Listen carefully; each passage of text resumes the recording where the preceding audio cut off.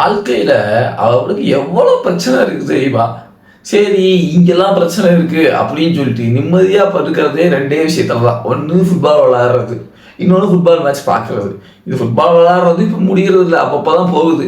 சரி, நிம்மதியா உட்காந்து ஒரு மேட்சை பார்க்கலாம் சாட்டர்டே நைட்னா நிம்மதியாவோட இருக்க விட்றீங்க. 2 பேரும் ஒரே மாதிரி தான்டா இருக்கீங்க.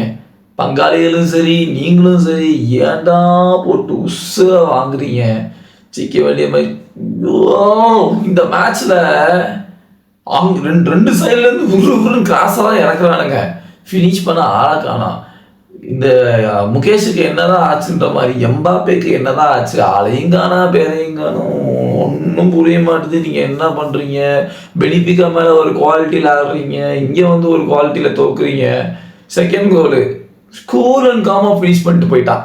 நம்ம டிஃபெண்டர் ஸ்லைடிங்லேயே போய்கிட்டு இருக்காரு மாமியா வீட்டுக்கு. அப்படியே ஸ்லைடிங்லேயே போகலாம்ப்பா அவன் வெளியே. ஐயோ! மன நிம்மதி தாண்டா கெடுக்குறீங்க, போட்டு பாடா படுத்துறீங்க. என்னமோ பண்ணுங்க, அடுத்த மேட்ச் என்ன பண்ண போறீங்க ஒன்றும் புரிய மாட்டுது.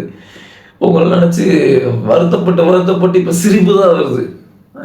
வாங்கடா, என்னமோ பண்ணுறீங்க, ஏதாவது ஒன்று பண்ணுங்கடா வாழ்க்கையில். என்னடா பிரச்சனை டீமில் ஒன்றும் புரிய மாட்டுது.